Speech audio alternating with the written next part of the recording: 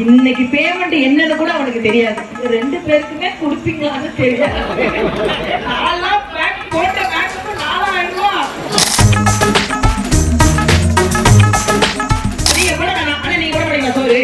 அவர் பாக்குற ஆட்டாடி யானை கட்டிட்டீங்க போட.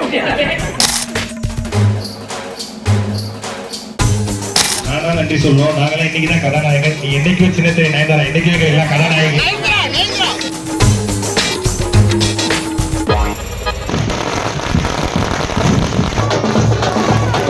முன்னாடி போ, முன்னாடி போ.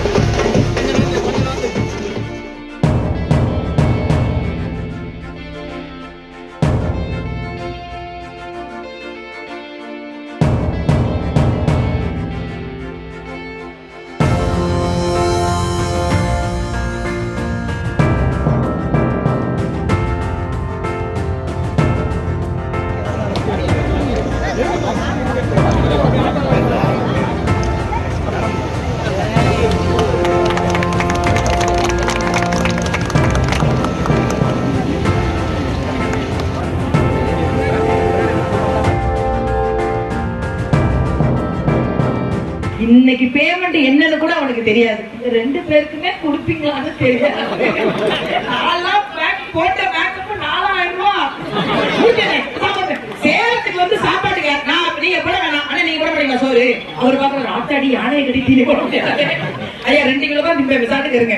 சாப்பாடு சேலம் மக்கள் சொல்லணுமா, கொடுக்க மாட்டீங்களா? அதனால ஒரு என்ன தொகைன்னு கூட கேட்காம ஒரு பழகின பழக்கத்திற்காக, அதுவும் என்னோட நான் சொன்னேங்கிற ஒரு காரணத்துக்காக பிள்ளை 12 மணிக்கு கிளம்பி காலையில 7 மணிக்கு வந்து இந்த நிகழ்வை கலந்துக்கிறதுல ஒரு கதாநாயகனுக்கு ஒரு பெரிய கைத்தட்டல் கொடுங்க. எனக்கு ரொம்ப சந்தோஷம்.